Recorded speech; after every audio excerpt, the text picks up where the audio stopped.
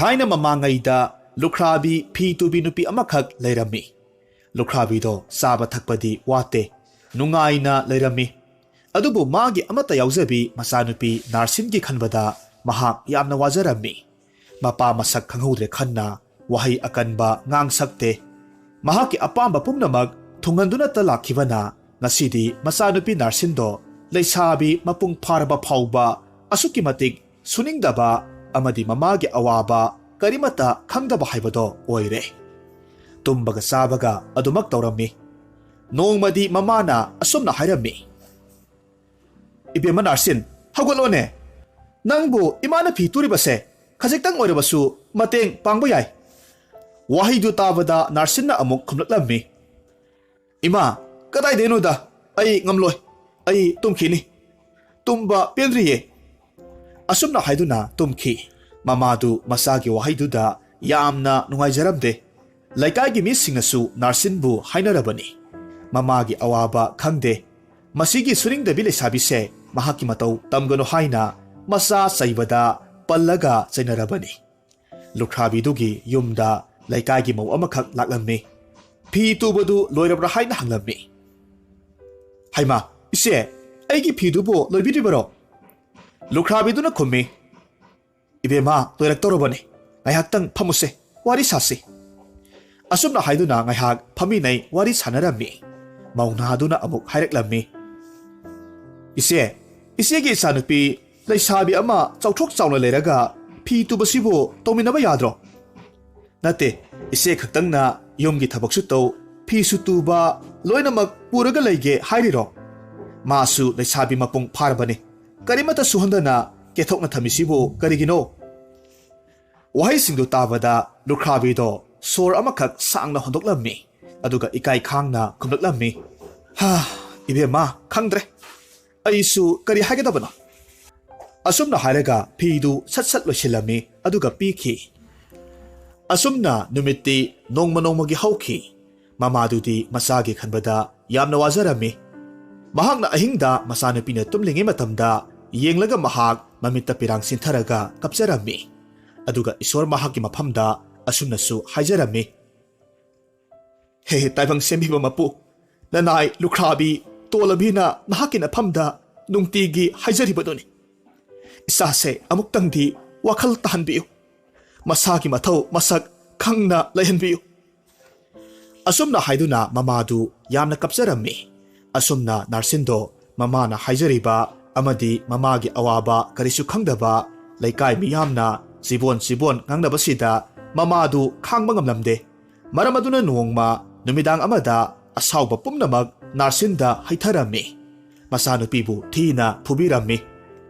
Narsindu mamana nongmata say thangdabaduda ngasidi mamana akanba wahiwata kayamarum ngalakpaduda yamna sauninglammi. Aduga mamaga yamna kanna khatnarami. Mahak amuk hanna mayumda changlaklaroi haina mayumdagi thoraklammi. Narsin nupi masa oirabasu sauningbagi mayaina umanglomda laklammi. Asum lakpa matamda umangdugi mayai sabuk yoksilakle. Mafamduda surung anikhak leirami. Surungdudagi mangal khara-kharasu thoraklammi. Mataududa narsindu khangingba henankibana yetlom thangbagi hena mangal leiba surungduda changlammi. Asum changlakpa matamda surungdugi aroibada aduki matik phajraba lam amakhak thengnaredo. Hariba lamduda sananaba athum ahau hai lei kayamarum aduki matik marang kaina lambigi matai-matayda thamlammi. Saningba saro haibagi matawgum thamlammi. Matawduda narsindo athum ahau singdu uruba matamda aram khaurangba phauredo. Athum ahau haira khara lauraga sage tawbagadi hanubi amakhak thoraklammi. Aduga hanubiduna hairakhi. Ibema madu sage hairabadi aigi lebaksigi niyom khangna sagadabani. Wahai singdu tabada narsinna amuk hairakhi. Abok kari niyom oirabano takpiyu. Aidi chaningbana yadre. Athum ahau singsi ubada isase aram khaurangbana loire. Hanubiduna amuk hairaklammi. Aigi lebaksidadi thabak ama sudrabadi sanaba sinjakse pide. Sage hairasu thabak ama toraga saba yani. Wahai singdu tabada narsin yamna nungairamde. Maram aduna amuk hairakki.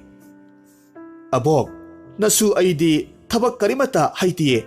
Kamay tawni, sakti yamna lame. Hanubiduna amuk hairaklammi. Oh, aigi si amakhak thangnaba surungsida laibani. Magi leibaktadi karimata sudana saba adum yabani. Aduda oina chatluro. Asumna hairamlaga hanubidu chatkre. Narsindo machinda murum murum solaga thoraklammi. As oirom thangbagi surungduda oina chalamlabasu phagadabani. Asumna hairaga thangnaba oirom thangbagi surungduda changlammi. Madudasu adukki matik phajaraba sana thaknaba athum ahau kayamarum pik thanna lambigi matai mataida thamlammi. Narsin harauna changsillammi aduga sana bakhara sage tawba matamda hanubi amakhak laklammi aduga hairaklammi. Ibema nangna chaningba makhai charo aigi leibak sidadi mi kanamatana thabak sude saduna ta adum laigadabani karisu tawba yade ko. Narsin na khummi abok adudi ai chaningba makhai saba yai ko. Hanubidu hoi haina mangak nomlaga chatki. Asumna Narsin saba yaba sarabagi matungda mabuk thaladuna tumning laklammi. Tumthage tawba matamda hanubidu amuk laklammi aduga hairammi. Ibema aigi leibak sidadi tumba yade saraga adum laigadabani. Aigi leibak sigi niyom nangonda hairamlaba natra. Sabadi loina yai aduga karimata tawba yade hakibadu nang tahobo natra. Narsin tumning na khumlaklammi. Abok nasu yamna tumninge amukta tumjage ba. Hanubidu amuk sauna hairaklammi. Hai aigi leibak ki niyom thugairabadi nang napunsi chupa thabak suhalaga aigi leibak sigi minai ohengadoribani. Sarabasu migi aremba bijaraga thamgadoribani. Asum haiduna chairaklammi. Narsin mathwai waraktuna mamabu ningsinglakhi. Khudakta surungadudagi mahak senthorake tawbagadi hanubi animak surungi mamangda leplaga leirammi aduga hairakhi. He suningdabi leisabi napunsido nungaina leige ahau pusage hairabadi nungaina tumgi hairabadi nasagi na thau masak khangna chatlo ahal lamanda thogolon kaiganu. Asi hairamlaga hanubi anido amamma maraktuda mangthokre. Narsin kibana mahak mayum tamna kapna chelaklammi.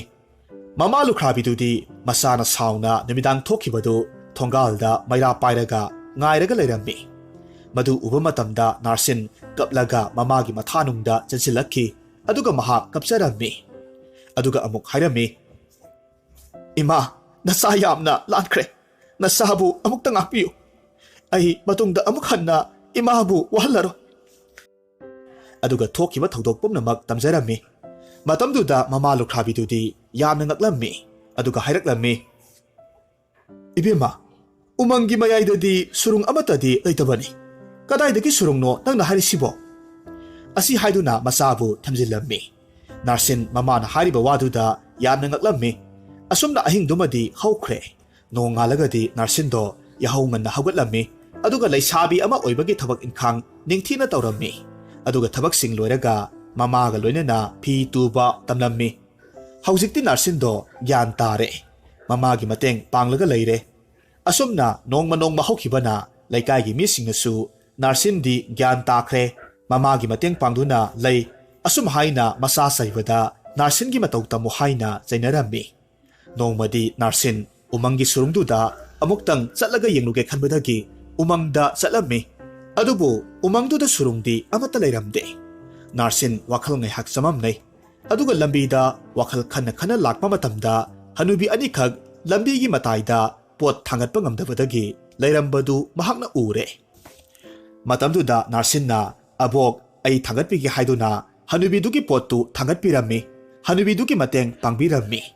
Hanubi anido khara chatpa horaga hanubi amakhakna hairaklammi. Oh ibema nangdi thabak subaga hairabo oireko. Hanubi amana amuk hairaklammi. Nangdi migi awaba khangba ngamlaba. Asumna hairakpaduda sumna chatpa horamba Narsindo khangprek khangi. Mahakna onthorpa matamdadi lambiduda kanamata leiramdre. Narsin kari matau kaubage khanna mayumnom tamna tapna halakhi. Masigi matungdagidi Narsin afaba haiba inba mamagi mateng pangba nupi masa amakhak oikhi. ꯍꯧꯖꯤꯛ ꯑꯃꯨꯛ ꯇꯥꯃꯤꯟꯅꯔꯁꯤ ꯐꯨꯡꯒꯥꯋꯥꯔꯤ ꯇꯤꯡꯒꯝ ꯂꯥꯏꯀꯝ ꯊꯥꯏꯅ ꯃꯃꯥꯡꯉꯩꯗ ꯈꯨꯜ ꯑꯃꯗ ꯌꯥꯝꯅ ꯂꯥꯏꯔꯕ ꯇꯤꯡꯒꯝ ꯀꯧꯕ ꯅꯨꯄꯥ ꯑꯃꯈꯛ ꯂꯩꯔꯝꯃꯤ ꯃꯍꯥꯛꯁꯤ ꯂꯥꯏꯔꯕꯗ ꯅꯪꯒꯟ ꯄꯥꯏꯕ ꯍꯥꯏꯕꯗꯣ ꯍꯦꯛ ꯌꯧꯏ ꯊꯕꯛ ꯁꯨꯅꯤꯡꯉꯤ ꯁꯨꯐꯝ ꯂꯩꯇꯦ ꯂꯂꯣꯟꯅꯤꯡꯉꯤ ꯂꯂꯣꯟꯁꯦꯟ ꯂꯩꯇꯦ ꯑꯗꯨꯕꯨ ꯁꯦꯟꯗꯤ ꯇꯥꯟꯗꯕ ꯌꯥꯗꯦ ꯃꯔꯝ ꯑꯗꯨꯅ ꯇꯨꯔꯦꯜꯗꯒꯤ ꯂꯩꯉꯣꯏꯕꯨ ꯊꯨꯝ ꯁꯥꯗꯨꯅ ꯌꯣꯜꯂꯒꯦ ꯍꯥꯏꯅ ꯈꯜꯂꯝꯃꯤ ꯃꯔꯝ ꯑꯗꯨꯅ ꯃꯍꯥꯛ ꯇꯨꯔꯦꯜ ꯇꯣꯔꯕꯥꯟꯗꯒꯤ ꯂꯩꯉꯣꯏ ꯄꯦꯛꯂꯨꯔꯦ ꯑꯗꯨꯒ ꯅꯤꯡꯊꯤꯅ ꯈꯟꯗꯣꯛ ꯂꯥꯛꯇꯣꯛꯂꯒ ꯅꯨꯡꯁꯥꯗ ꯐꯧꯗꯣꯛꯂꯝꯃꯤ ꯑꯗꯨꯒ ꯈꯥꯎ ꯑꯃꯗ ꯍꯥꯞꯆꯤꯜꯂꯦ ꯑꯗꯨꯗꯒꯤꯗꯤ ꯈꯥꯎꯗꯣ ꯃꯀꯣꯛꯇ ꯊꯣꯡꯒꯠꯂꯒ ꯑꯋꯥꯡ ꯄꯥꯡꯅ ꯆꯠꯈ꯭ꯔꯦ ꯈꯨꯡꯒꯪꯁꯤꯒ ꯌꯨꯝꯂꯣꯟꯅꯕ ꯈꯨꯡꯒꯪ ꯑꯃꯗ ꯂꯥꯏꯀꯝ ꯀꯧꯕ ꯂꯥꯏꯔꯕ ꯅꯨꯄꯥ ꯑꯃꯁꯨ ꯂꯩꯔꯝꯃꯤ ꯃꯍꯥꯛꯁꯨ ꯁꯥꯊꯤꯅ ꯂꯥꯏꯔꯔꯝꯃꯤ ꯍꯤꯡꯅꯕꯒꯤ ꯄꯥꯝꯕꯩ ꯂꯩꯇꯕꯗꯒꯤ ꯊꯣꯛ ꯇꯧꯔꯒꯦ ꯈꯟꯗꯨꯅ ꯁꯟꯊꯤꯅ ꯁꯨꯍꯤ ꯁꯥꯔꯒ ꯌꯣꯟꯅꯅꯕ ꯊꯧꯔꯥꯡ ꯇꯧꯔꯦ ꯁꯪꯒꯣꯟꯗꯒꯤ ꯁꯟꯊꯤ ꯑꯅꯧꯕ ꯈꯔ ꯈꯨꯜꯂꯨꯔꯦ ꯑꯗꯨꯒ ꯈꯨꯗꯦꯡ ꯑꯃꯗ ꯏꯁꯤꯡ ꯍꯩꯖꯤꯜꯂꯝꯃꯤ ꯑꯗꯨꯒ ꯁꯟꯊꯤꯗꯣ ꯃꯍꯤ ꯂꯥꯡꯅ ꯊꯤꯠꯂꯦ ꯑꯗꯨꯒ ꯆꯐꯨ ꯆꯥꯎꯔꯞ ꯇꯧꯕ ꯑꯃꯗ ꯀꯣꯛꯊꯣꯡ ꯌꯧꯅ ꯍꯩꯖꯤꯜꯂꯤ ꯂꯥꯅ ꯆꯦꯠꯅ ꯀꯨꯞꯁꯤꯜꯂꯤ ꯂꯥꯗꯨ ꯄꯥꯅꯅ ꯆꯐꯨ ꯃꯉꯛꯇ ꯄꯥꯏꯔꯒ ꯀꯟꯅ ꯀꯤꯁꯤꯜꯂꯦ ꯑꯗꯨꯗꯒꯤꯗꯤ ꯃꯀꯣꯛꯇ ꯊꯣꯡꯒꯠꯂꯒ ꯃꯈꯥ ꯄꯥꯡꯅ ꯂꯥꯛꯂꯝꯃꯤ ꯑꯁꯨꯝ ꯊꯣꯛꯑꯣ ꯍꯥꯏꯗꯨꯅ ꯇꯝꯕꯗꯒꯤ ꯊꯨꯝ ꯌꯣꯟꯕ ꯅꯨꯄꯥꯗꯨꯒ ꯆꯨꯍꯤ ꯌꯣꯟꯕ ꯅꯨꯄꯥꯁꯤꯒ ꯊꯦꯡꯅꯔꯦ ꯇꯨꯔꯦꯜ ꯑꯃꯒꯤ ꯃꯊꯛꯇ ꯁꯥꯕ ꯎꯔꯣꯛ ꯊꯣꯡ ꯃꯊꯛꯇ ꯀꯣꯛ ꯍꯦꯛ ꯊꯦꯡꯅꯔꯦ ꯃꯈꯣꯏ ꯑꯅꯤꯃꯛ ꯑꯔꯨꯝꯕ ꯄꯣꯠ ꯄꯨꯔꯛꯄ ꯉꯥꯛꯇ ꯑꯣꯏꯕꯅꯤꯅ ꯊꯩꯗꯣꯛ ꯊꯩꯖꯤꯟꯗ ꯈꯨꯗꯣꯡ ꯀꯌꯥꯃꯔꯨꯝ ꯆꯥꯔꯝꯗꯦ ꯇꯤꯡꯒꯝꯅ ꯅꯨꯄꯥꯗꯨꯗ ꯌꯥꯝꯅ ꯂꯨꯝꯅ ꯄꯨꯔꯛꯂꯤꯕꯁꯤ ꯀꯔꯤ ꯄꯣꯠ ꯑꯣꯏꯔꯕꯅꯣ ꯍꯥꯏꯅ ꯍꯪꯉꯤ ꯂꯥꯏꯀꯝꯅ ꯆꯨꯍꯤ ꯑꯅꯧꯕꯅꯤ ꯁꯨꯝꯕꯗ ꯉꯥꯏꯔꯤꯕ ꯆꯥꯛꯀ ꯇꯣꯠꯂꯒ ꯆꯥꯔꯕꯗꯤ ꯑꯣꯟꯊꯣꯛꯅ ꯍꯥꯎꯈ꯭ꯔꯗꯧ ꯄꯣꯠꯅꯤ ꯁꯣꯝꯅ ꯄꯨꯔꯛꯂꯤꯕꯁꯤꯅ ꯀꯔꯤ ꯑꯣꯏꯔꯕꯅꯣ ꯍꯥꯏꯅ ꯍꯪꯂꯝꯃꯤ ꯑꯁꯨꯝꯅ ꯍꯪꯕꯗ ꯇꯤꯡꯒꯝꯅ ꯑꯩꯒꯤꯁꯤꯗꯤ ꯊꯨꯝꯅꯤ ꯐꯖꯈ꯭ꯔꯕ ꯀꯕꯣ ꯊꯨꯝꯅꯤ ꯈꯖꯤꯛꯇꯪ ꯊꯥꯛꯄꯗ ꯑꯦꯟꯁꯥꯡ ꯃꯍꯥꯎ ꯍꯦꯟꯒꯠꯂꯤꯕ ꯊꯨꯝꯅꯤ ꯑꯁꯨꯝ ꯍꯥꯏꯅ ꯈꯨꯝꯃꯤ ꯃꯇꯝꯗꯨꯗ ꯆꯨꯍꯤ ꯌꯣꯟꯕꯅ ꯊꯨꯝꯅꯤ ꯍꯥꯏꯔꯕꯗꯤ ꯑꯩꯅ ꯍꯦꯛ ꯄꯥꯝꯕꯃꯛ ꯊꯣꯛꯂꯦ ꯑꯩꯒꯤ ꯆꯨꯍꯤꯁꯤ ꯑꯗꯣꯝ ꯂꯧꯕꯤꯍꯧꯔꯣ ꯑꯗꯣꯝꯒꯤ ꯊꯨꯝꯗꯣ ꯑꯩ ꯂꯧꯖꯔꯒꯦ ꯍꯥꯏꯕꯗ ꯌꯥꯅꯔꯝꯃꯤ ꯃꯔꯝ ꯑꯗꯨꯅ ꯎꯔꯣꯛ ꯊꯣꯡꯗꯨꯒꯤ ꯃꯌꯥꯏꯃꯛꯇꯗ ꯃꯈꯣꯏꯒꯤ ꯀꯣꯛꯊꯣꯡꯗꯣ ꯄꯣꯠ ꯁꯤꯟꯅꯔꯝꯃꯤ ꯑꯃꯅꯁꯨ ꯄꯪꯈ꯭ꯔꯕ ꯃꯤꯁꯦ ꯂꯩꯔꯝꯃꯤꯗꯀꯣ ꯈꯜꯂꯒ ꯃꯌꯨꯝꯗ ꯍꯟꯅꯈ꯭ꯔꯦ ꯑꯍꯤꯡꯒꯤ ꯃꯇꯝ ꯑꯣꯏꯔꯦ ꯊꯨꯝ ꯄꯨꯔꯛꯄ ꯂꯥꯏꯀꯝꯅ ꯃꯆꯥꯁꯤꯡꯗ ꯍꯥꯏꯔꯝꯃꯤ ꯆꯥꯁꯥ ꯉꯁꯤꯗꯤ ꯑꯣꯟꯊꯣꯛꯅ ꯄꯪꯈ꯭ꯔꯕ ꯅꯨꯄꯥ ꯑꯃ ꯊꯦꯡꯅꯕꯕꯨ ꯑꯩꯒꯤ ꯁꯟꯊꯤꯅ ꯁꯥꯕ ꯆꯨꯍꯤꯗꯨꯕꯨ ꯀꯌꯥꯗꯤ ꯄꯥꯝꯅ ꯂꯧꯍꯧꯔꯦ ꯃꯥꯒꯤ ꯀꯕꯣ ꯊꯨꯝꯒ ꯑꯣꯟꯅꯁꯤ ꯍꯥꯏꯕꯗ ꯍꯔꯥꯎ ꯌꯥꯔꯛꯇꯨꯅ ꯑꯣꯟꯅꯔꯛꯂꯤꯕꯅꯤ ꯊꯨꯝꯁꯦ ꯉꯁꯤꯗꯤ ꯈꯔꯗꯨꯝ ꯊꯥꯛꯎ ꯃꯍꯥꯎꯗꯨꯝ ꯌꯦꯡꯁꯤꯍꯩ ꯑꯁꯤ ꯍꯥꯏꯗꯨꯅ ꯆꯥꯛ ꯊꯣꯡꯂꯤꯕꯤ ꯃꯥꯒꯤ ꯅꯨꯄꯤꯒꯤ ꯃꯅꯥꯛꯇ ꯊꯨꯝ ꯕꯣꯔꯥꯗꯨ ꯊꯥꯡꯖꯤꯜꯂꯤ ꯃꯩꯅꯒ ꯃꯝꯕꯅꯦ ꯊꯨꯝꯅꯤ ꯍꯥꯏꯕꯗꯨꯗ ꯃꯥꯒꯤ ꯅꯨꯄꯤꯅ ꯆꯤꯡꯅꯕ ꯀꯔꯤ ꯂꯩꯇ ꯕꯣꯔꯥ ꯃꯃꯥꯏꯗꯣ ꯐꯥꯛꯇꯣꯛꯂꯝꯃꯤ ꯑꯗꯨꯒ ꯈꯨꯌꯥꯃꯨꯛ ꯂꯧꯔꯒ ꯏꯟꯁꯥꯡꯗ ꯊꯣꯛ ꯊꯥꯛꯆꯤꯜꯂꯤ ꯑꯗꯨꯒ ꯍꯥꯏꯔꯝꯃꯤ ꯅꯨꯄꯥ ꯅꯪꯒꯤ ꯊꯨꯝꯁꯤꯕꯨ ꯃꯣꯟꯈ꯭ꯔꯦꯗ ꯅꯨꯄꯥꯗꯨꯅ ꯀꯕꯣ ꯊꯨꯝꯅꯤ ꯅꯄꯣꯛꯉꯩꯒꯤ ꯆꯥꯔꯤꯔꯣꯏ ꯑꯗꯨꯅ ꯈꯪꯗ꯭ꯔꯤꯕꯅꯤ ꯃꯍꯨ ꯀꯨꯞꯈ꯭ꯔꯕꯅꯤ ꯍꯦꯟꯅꯒ ꯊꯥꯛꯎ ꯂꯧ ꯌꯥꯄꯣꯟꯇꯦ ꯍꯦꯛꯇꯃꯛ ꯌꯥꯛꯄꯅꯤ ꯑꯁꯨꯝꯅ ꯈꯨꯝꯃꯤ ꯃꯁꯤꯒꯤ ꯃꯇꯨꯡꯗ ꯆꯥꯛ ꯂꯣꯏꯔꯗꯨꯅ ꯃꯌꯥꯝꯗꯨ ꯃꯊꯪ ꯆꯥꯅꯔꯝꯃꯤ ꯍꯥꯎꯏ ꯆꯥꯅꯔꯝꯕꯗꯒꯤ ꯍꯥꯏ ꯀꯔꯤꯅꯣ ꯏꯟꯁꯥꯡꯁꯤꯕꯨ ꯑꯣꯟꯊꯣꯛꯅ ꯀꯦꯡꯈ꯭ꯔꯦꯗ ꯊꯨꯝꯁꯨ ꯄꯨꯡꯆꯝ ꯆꯝꯃꯤ ꯍꯥꯏꯅꯔꯛꯄꯗꯒꯤ ꯑꯃꯅ ꯊꯨꯝ ꯕꯣꯔꯥꯗꯨ ꯐꯥꯛꯇꯣꯛꯂꯒ ꯌꯦꯡꯂꯝꯃꯤ ꯑꯁꯨꯝꯅ ꯌꯦꯡꯂꯨꯕꯗꯗꯤ ꯂꯩꯉꯣꯏ ꯉꯥꯛꯇ ꯑꯣꯏꯔꯝꯕꯗꯨꯗ ꯃꯌꯥꯝꯗꯣ ꯅꯣꯛꯄꯗ ꯄꯨꯛꯂꯤ ꯄꯥꯏꯔꯒ ꯈꯥꯡꯅꯔꯝꯃꯤ ꯑꯩꯈꯣꯏ ꯄꯥꯕꯒꯤ ꯀꯕꯣ ꯊꯨꯝꯁꯤꯗꯤ ꯍꯥꯏꯔꯒ ꯄꯪꯅꯣꯛꯇ ꯅꯣꯛꯂꯝꯃꯤ ꯃꯄꯥꯗꯨꯁꯨ ꯇꯧꯐꯝ ꯈꯪꯗꯗꯨꯅ ꯏꯍꯦ ꯍꯥꯏꯔꯒ ꯄꯪꯅꯣꯛꯇ ꯅꯣꯛꯂꯝꯃꯤ ꯐꯩ ꯈꯪꯅꯤ ꯍꯌꯦꯡꯗꯤ ꯃꯍꯥꯛ ꯂꯣꯏꯁꯤꯟꯒꯦ ꯍꯥꯏꯔꯒ ꯆꯥꯛ ꯆꯥꯗꯕ ꯃꯈꯩ ꯃꯈꯨꯠ ꯍꯥꯝꯗꯣꯛꯂꯒ ꯐꯃꯨꯡꯗ ꯑꯗꯨꯝ ꯆꯪꯈ꯭ꯔꯦ ꯑꯁꯣꯝꯗꯅ ꯀꯝꯗꯧꯔꯤ ꯆꯨꯍꯤ ꯄꯨꯈꯤꯕ ꯅꯨꯄꯥꯗꯨꯅ ꯃꯌꯨꯝ ꯌꯧꯔꯒꯗꯤ ꯃꯥꯒꯤ ꯅꯨꯄꯤ ꯑꯉꯥꯡꯗ ꯍꯥꯏꯔꯝꯃꯤ ꯍꯥꯏ ꯉꯁꯤꯗꯤ ꯑꯣꯟꯊꯣꯛꯅ ꯄꯪꯈ꯭ꯔꯕ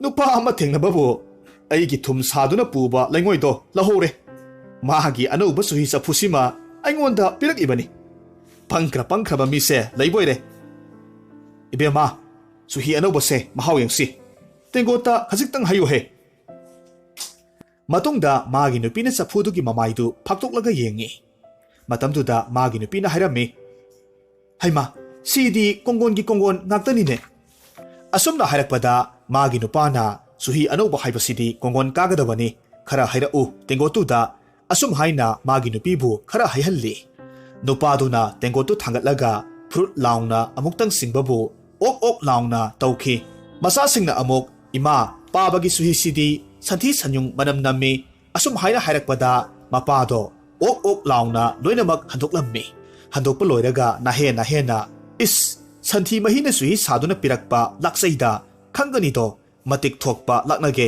asum haiduna ningsing ok ok toraga leirammi masanupa amana thok haiba masel thok taunabani mina lande pabana lengoi bu thum saraga pikhiba mina santhi bu suhi saraga pirakpa amatani haina hairammi matau asumna makhoi masel wa noktuna pothanarami nongalagadi nupa ani do ngarangi urok thongduda amuk thengnarami hek unaba maktata makhoi ani do noknarami losing manare marup sanarasi haiduna numitudagi haungna tingam laikam makhoi ani punba haurami makhoi ani na asum lakpa matamda khungang amakhak yoraklammi angang khara lambida sanaraga leirambadu thengnarami adudagidi khulduda handakta sikhiba inakhunba amagi maming matha khangdoklammi adudagidi makhoi ani do wa tanarami aduga makhoi amana mi phumpham mangda lothaurami aduga mi siriba imungduda atopa amaduna sangkhre imungda sangkhriba nupaduna hairami ho itaw bu leitabro asum haina kaurubada imungdagi mi thoraktuna khura aikhoi bajidi leikhidre sorat loikhre haina hairaklammi sangkhriba nupaduna kapsil lauksinaraga onthokpanida ko itaw nangi narai bakse nungsida samkhrabanida lan ba haibase sukhai mak haijakhidraba itaw ni dako asumna haiduna amuktang tengtharakpabu imung manunggi mina mataududa loinamak thajarami kanano kari toba lakpano hangbada tingamna khumlammi sasa nakhoinadi khurabu khangliro nakhoigi pabaga onthokna luna tinarakraba ithongna sangdabadagi nakhoigida lakpa ngamdabani oh nuksi khraba itawni do asum haiduna kaplammi mataududa oida oiraboi ningduna mayamdusu luna taurammi khurana nenglakpagi marambu karigino hangba matamda yamna hainingdaba sasinaraga hairammi sasa haidi hainingdabani adubu haidaba yadabani na hairage nakhoigi pabaga aiga langphaida sel tanba chapminabani nakhoigi pabana hana thokhrani haibaduda aigi sana khawjau amaga lupa khaw amaga paibi kho haiduna pikhibani aidi nakhoigi paba leite khangdabani na sana lupa do lauge lakpani ipabudi isasinga ngasita unabani na thajaramdabasu yai adu nakhoigi pabagi mangda hanglabadi soidana khumlakpasu yai mangda mapana wanganglakani tabaduda imung manunggi mi mayam do taningbana loire mayam punna mangtana laklammi ahinga oibaduda khara kirap tongna masanupa ahalna hanglaklammi o paba nahakna khura ahal sigi sana lupa khaw ani khak langphaidagi pukhi hari sibu chumbro wasi tabada ngasai amalol hobaduna hoi summi ipana haiba nanglamdre lakliba itawse mahaki sana khaw amaga lupa khaw amaga aingonda pirakpa asengbani isasa badi khara pikho asum haiduna makhol olaga hairakpaduda tariba imung manunggi mi singdo ha ipa ibungo nahakna leiriba sibu kadai waidono haiduna mongphamduda songsingi tawi matamduda khura sabaduna amuk hairami haunade isasa haunade pap chelaba aikhoiga layoi khraba napaga unaba yade masigi matungdagidi mayam pumnamak halaklammi aduga sirkhraba ahaldugi masanupa ahalna lakliba khura sabaduda sana khaw amaga lupa khaw amaga puthoklaga pirammi madu puraga mahak khura sabado ahingduda mayum yaunanaba laklammi mongphamda lehauba magi marupto adumak hauramda prap chatkhre nongalagadi mongphamda lehauba nupado khura sabagida chalubabu sirya haiduna khangen phamda phi angauba amana kuplaga leirammi magi nupina kapsil lauksinaraga leirammi thok toribani khanduna asibadugi manakta changsillammi aduga kanaroi marup hawatlu sana lupado yanarasi asum haina mi tadanaba manakongda lona hairammi adubu nupadudi adumak sijinaraga leirammi sukleng khidre masidagidi kanaroi haina khaladuna hidak halakpagi tiki achakpadu sijinariba nupadugi makhoidongda thamba matamda saman khibadagi khura sabado hawgalaklammi matungda makhoi ani loksing manare khangnaraduna thok torubadagi phanglakpa sana lupadu sap manana yanarami aduga makhoi animak nungai na panakhi माना मानबदी तिनबा याय मगुन मगुन खंगनरगा व्यवहार तौनै हाइबगुम तिंगम लाइकम अनिदो सना लुपा मयामदु चप मानना यनखी।